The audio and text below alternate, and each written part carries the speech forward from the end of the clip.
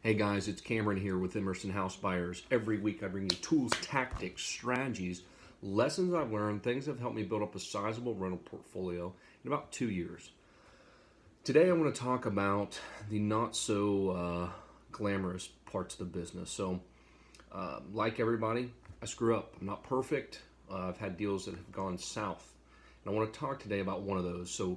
I made an investment with a partner on a property. Thankfully, it was with a partner, and I want to just talk through a few of these things. There's three really big pieces here that I've learned from this failing investment or failed investment. So, like everything, the times when it's good, you don't learn as much. Could it have been better? Was it just the market? In up markets, everybody looks like a genius. That stock market, real estate market, that doesn't matter. Everybody looks good in an up market. In a down market, that's where you really see who's basically caught swimming naked. That's, I think, one of Warren Buffett's quotes. When the tide goes out, we see who's swimming naked, and that's essentially what happens. So we've had a really great real estate market. We've had a really great stock market over the past several years, almost a decade now. And everybody looks like a genius. Everybody looked like a genius when cryptos were running high. All you had to do was buy. Cryptos are going to, Bitcoin 100,000. So you kind of cover up some of your faults. And I definitely make mistakes. I make a lot of mistakes. And that reflection time comes, and it has to come when you have a failure.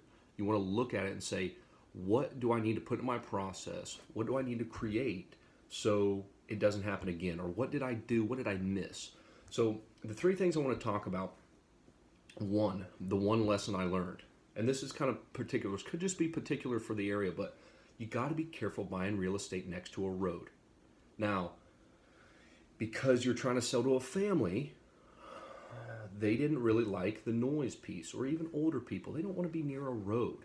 So what does that tell me? Well, that says, Cameron, know your clientele. Know the people that are going to be in there. What would they want? Would that be something? Look around the property. Look around the area. Is that something that would bother them? Know your clients. So know your end buyer. Know your clients. Know your customers. Know those people. Know their wants and needs. So that was the first thing I screwed up on. Did not do that. The second thing, the time of year. So everybody hears about cyclical bits and pieces. We had some hiccups with realtors and various other things that happened, but we went into the slow season and tried to do a bunch of things and then wrote it out. And then when you had them sitting on the market for a while, you now look like there's something really wrong with the property. There wasn't anything wrong, but picture went down. We do this live. So bear with me. The time of year, this seasonal thing. When you have a property sit on the market for maybe 3, 4, 5 months, people start saying, "Why is that? Why is the property on the market for so long? Is it something to do with the property?" That's immediately what they think. There's something wrong with the property, or it would be sold already.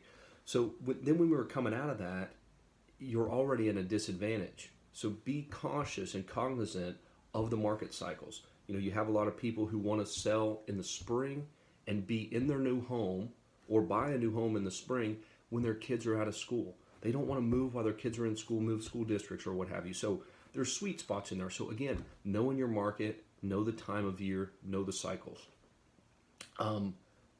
This one was huge. Partnerships.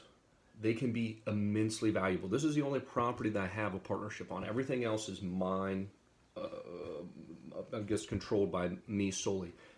But this was a fantastic maneuver here to actually form a partnership. So if you're concerned or worried, this deal, if I was doing it by myself, I probably would have lost $10, $20, $30,000 by myself. Maybe even just said, I'm done, I'm out of it.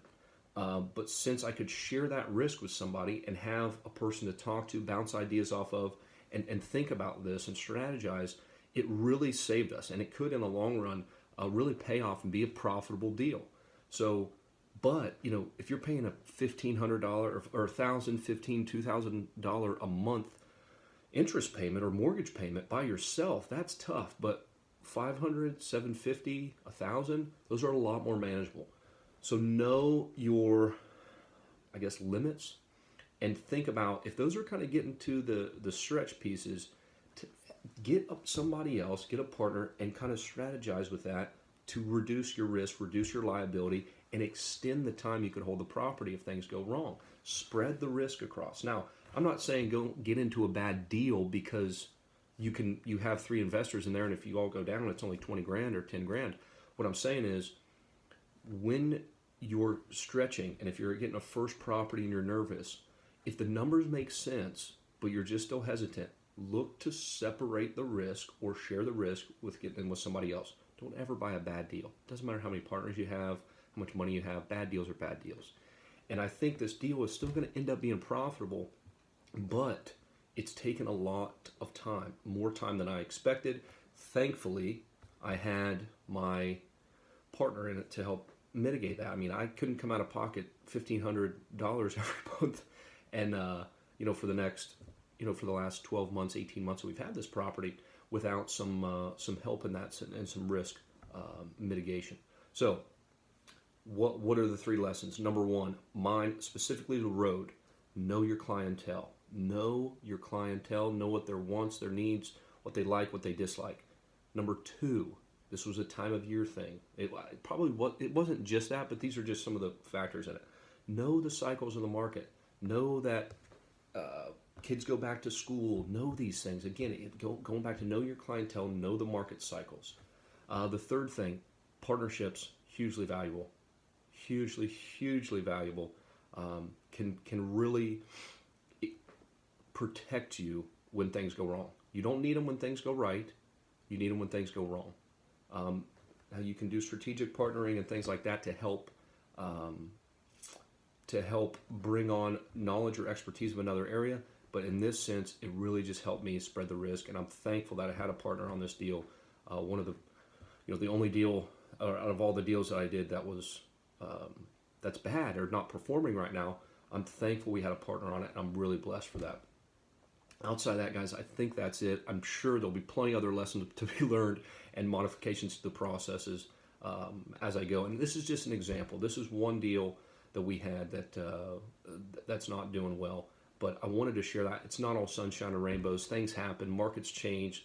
And like I said, everybody looks like a genius in an up market. But be aware of those times when the market dips and the market dives, and who is surviving after that. There's a lot of real estate investors, a lot of people who are out now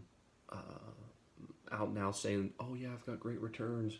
Everybody's making money. Well, after '08, the market rallied like 140%. So be cognizant, and if they've got long track records over those times of market tumultuousness, that's not even a word, market volatility. Out of market volatility, if they've seen those times where the markets went down 10, 20, 30, 40, 50%, and they've still come through, they've learned some lessons. So be cognizant of that, and guys, I haven't gone through one yet, thankfully. I don't want to, but I know it's going to happen, and we'll see. I think out of a lot of the stuff we've learned, I hope we can survive it. I think we will, but time will tell. Hope you enjoyed it, guys. If you did, let me know. If you didn't, let me know. And let me know maybe a failure you guys had, some of the lessons you learned. I'm always looking to share some of those. So appreciate your time, guys, this evening, and look forward to seeing you next week.